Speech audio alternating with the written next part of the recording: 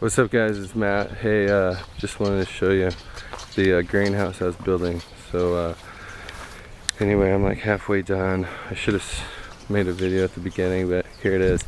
Framing out the ends, putting in some doors. So I used 2x2s, which are actually 1.5 by 1.5. And I actually made some little ribs with the 2x2 by 8. So I used a circular cutout jig to cut those ends, and then I just threw in a 3-inch screw. So I'm gonna put some nice netting and stuff across the bottom.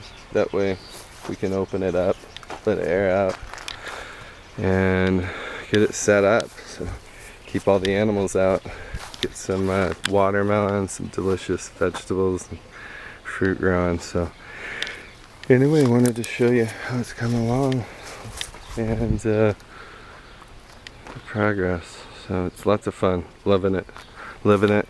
Hope all's well. Peace and love. Happy 420.